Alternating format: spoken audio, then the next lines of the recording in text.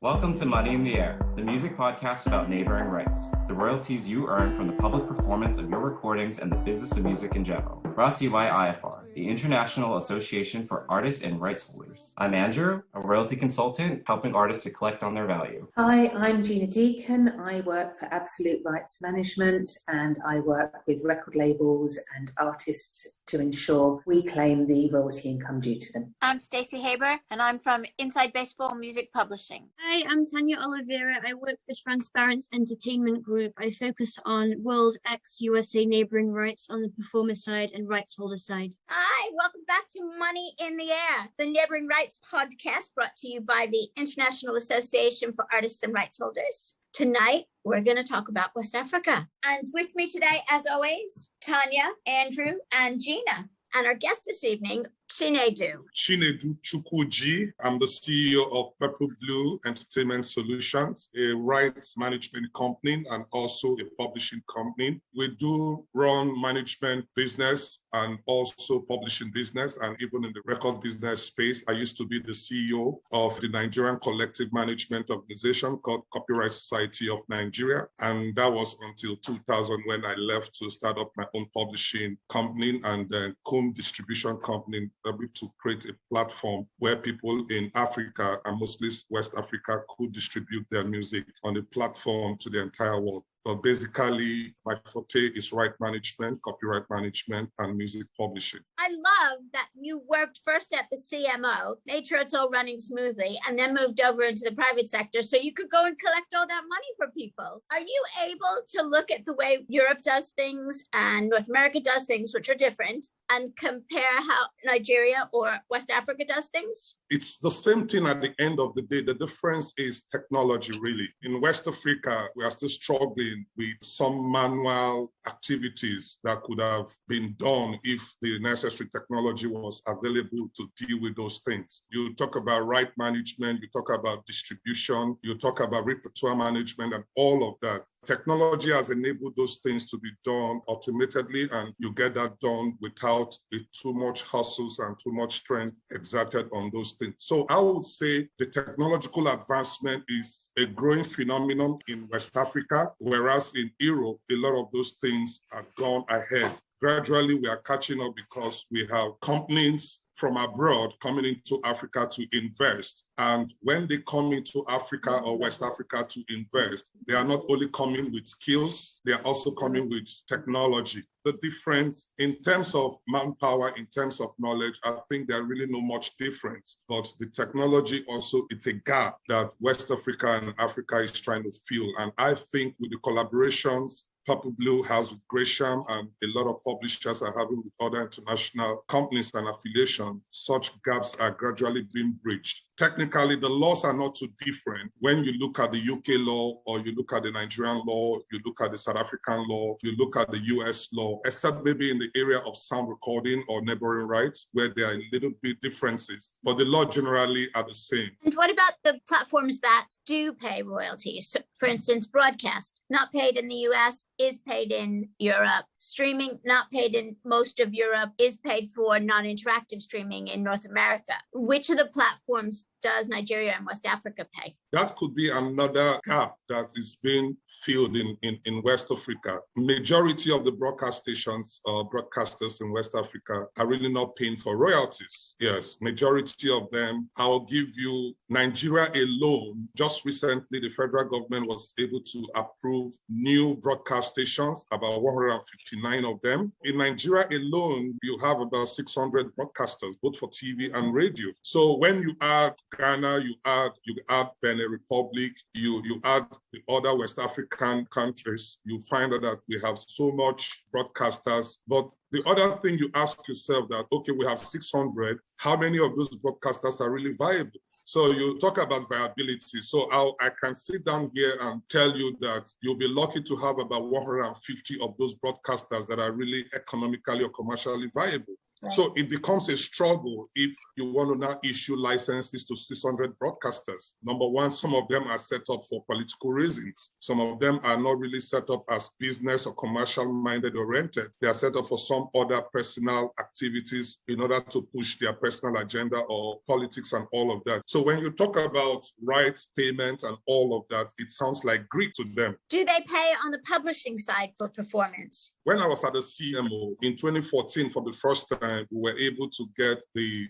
umbrella body representing the broadcasters to sign an association-based agreement with the society, which was actually the first time broadcasters began to pay royalties in Nigeria. This was 2014. Before then, in 2012, we've been able to enter into an arrangement with the hotels and similar establishments to begin to pay for public performance, both for publishing right and for masters. Those were deals but like they said, the leopard never changes its skin or color and all of that or its spot. So after 2-3 years of that relationship, a lot of them developed cold feet. They started making excuses. We are not making money. We are promoting the artists, some funny excuses that makes no sense. As it is today, the number of those paying for publishing right or for sound recording right or neighboring right, as you may call it, are really very few compared to the number of users we do have. Nigeria is populated with hotels, whether in Lagos or in some parts of the country. I can tell you, averagely, we have over 100,000 hotels scattered across the country. You'll be shocked at how many of those are really paying. Currently, I consult for an audiovisual rights society. I provide them licensing and management consultancy. And recently, we had to protest against a huge brand for the sake of concealing the identity. I will not mention the name here, but it's all over the news, and it's a huge international brand that I'm aware we are paying in other territories, but they were really not complying in Nigeria, and we had to take the battle to their door front. And we prevented people entering in the hotel, we prevented people from coming out until they negotiated with us and we got our money. Just a 24-hour strike where there's no music in a hotel, there's no music on a TV channel. They'll understand how important it is and why it's worth something. So in the UK, PPL collects for both the rights holders and the performer. But in the US, there is a separate society that collects for the non-featured performer, and then another one that collects for the featured and the rights holder. Other countries, they're completely separate, and some countries, they're all together. How's it set up there? Mostly in West Africa, whether it's neighboring right, whether it's the publishing right, they are all collected under one single entity. I'll give you an example of COSON where I did work. We controlled both for the authors and the performers and even the phonogram producers. You do have the composers and the songwriters, the publishers, all in one umbrella. So what we did then, for ease of invoicing, that worked for us. Users do not want double invoices. I think these 3 years now, when PPL and PRS for music came together and formed a company, just for the front end services. Back end, everybody does what they want to do depending on their repertoire. And we were able to bridge that by issuing a single invoice for both. Whether it's performing right, whether it's mechanical, all comes under one invoice. And that way, we're able to deal with that. However, maybe like in the US, where you have EMI and you have ASCAP and you have sound exchange with respect to internet and all of that.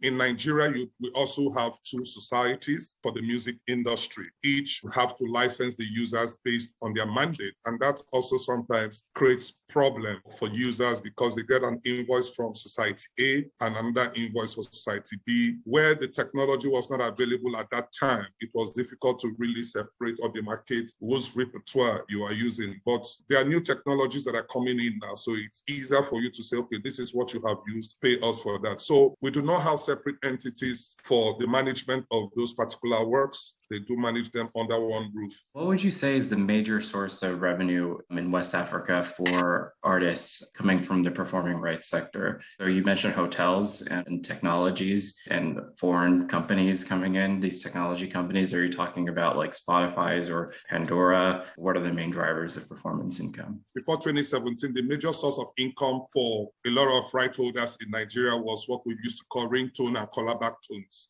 Yes, that was very huge because that had to pass through the telcos and all of that. The artists, the composers, publishers were really making a lot of money from that. A little government policy, change of policy direction, practically brought that to a close. After that, a lot of people earn more from live shows and all of that. But COVID now came in, that became another problem. But within the collective management space, earn more money from the hotels, from the restaurants, and from similar establishments. Some money from the broadcasters, but if the broadcasters were to pay based on their usage, the broadcaster should be the largest source of income, followed by hotels and similar establishments. But for the societies right now, much of their revenue comes from hotels and similar establishments, from clubs, mostly from public performance, as you would say. For artists, can artists outside of West Africa make claims and have direct accounts with the collection societies, or do they need to be resident in West Africa? Are they eligible to actually collect royalties directly? First of all, if you speak from the point of view of collective management or collecting societies, some of those artists, or a lot of them, would belong to their local societies, who will in turn sign what we call a reciprocal representation agreement with any of the societies in West Africa. On those bases, the local society in West Africa will collect for them and pass the same to their own local societies in their individual countries. The other way you can do that, you work through companies like ours, and who becomes more like your administrator, providing such services locally and being able to join some of those societies if we wish. And we collect on your behalf and the money is passed. The fact is that our law recognizes works from other territories as being protected in Nigeria, regardless of where you come from. As long as we have those reciprocal agreements, your works are equally protected in Nigeria. So when there are payouts or distributions, you are guaranteed your own payment or distribution. And is the split like it is in the UK, for example? It's a 50-50 split between the owners of the recording and the artists performing on it. Is it a similar split? What we have currently is, with respect to musical work, that's for publishers, they get 60%. The neighboring right owners or the phonogram producers get 40%. We have two new bodies being set up right now for the publishers and for the record label owners. Publishers is called the Music Publishers Association of Nigeria, and for the label side is the Record Label Association of Nigeria. So there's discussion currently going on about harmonizing the split to 50-50. Currently, what the collecting societies would do would be to give 60 to the publishers and 40 to the label owners. Even at that, IFPI is also interested in balancing those splits so that the publishers get 50 and the label owners get 50. But it's a discussion that we are currently having. And if you ask me, I will push that the two parties get equal shares, 50-50. Is anything paid directly to the performers, or does it all go to the label? Just like the publishers too, with respect to the labels, number one, it will depend on agreement.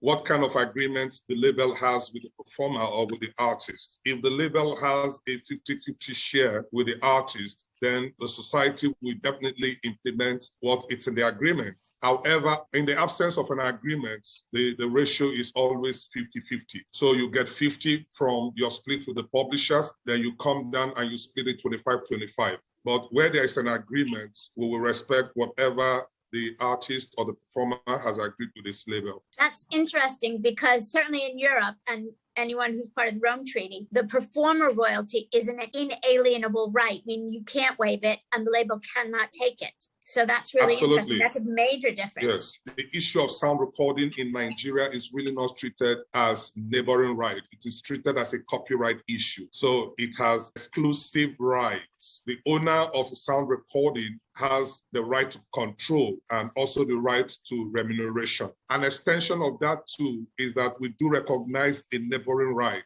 but the neighboring right is with respect to their performances, not to the creation of their masters. Their masters are covered under copyright as sound recordings. But with respect to the performance, it's treated as neighboring right, which also enjoys exclusivity. That was fascinating. Thank you so much for coming on today. I really appreciate it. I have learned so much. Please come back again in a couple of months and let's talk about what's developed and what's changed. Thank you, listeners. If you haven't already, please remember to go to www.iafar.co.uk